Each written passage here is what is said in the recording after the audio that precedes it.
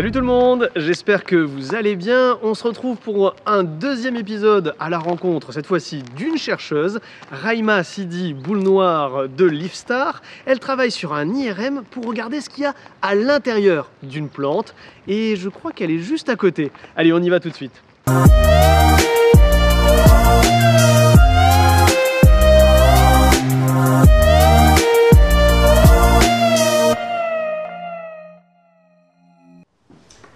Bonjour Raïma. Bonjour. C'est votre collègue Thomas qui m'envoie en fait tout simplement pour parler de votre parcours de recherche. Alors je peux m'asseoir 5 minutes? Ah, c'est gentil hein.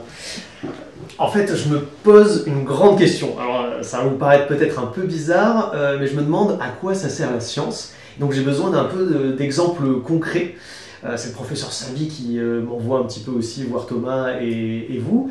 Donc quel est votre parcours de recherche? Qu'est-ce qui vous a amené à faire de la recherche justement? Alors, j'ai fait un master de recherche dans sciences et numériques pour la santé.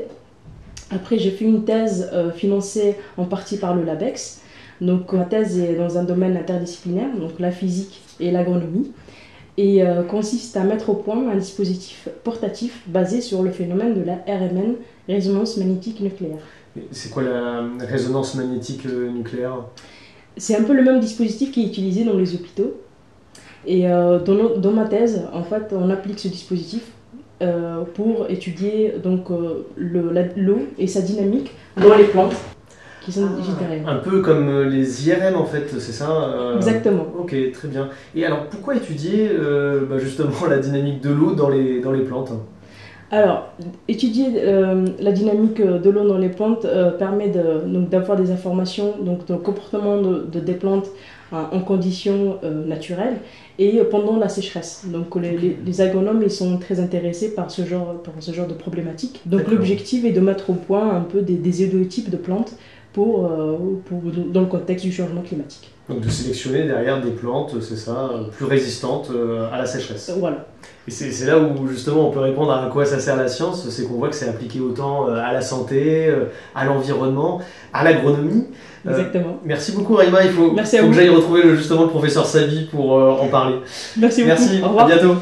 Non mais attendez, vous n'allez pas rater quand même mon entretien avec Nicolas Sabi, professeur à l'université de Montpellier, qui va tenter de relever un grand défi, répondre à la question à quoi ça sert la science. N'hésitez pas également à vous abonner pour suivre les nouveaux épisodes qui vont paraître sur la chaîne. Ces épisodes présentent les objectifs de la science telle qu'elle est faite au sein du LABEX NUMEV et plus largement à l'université de Montpellier. En attendant, portez-vous bien, la suite au prochain épisode. À bientôt!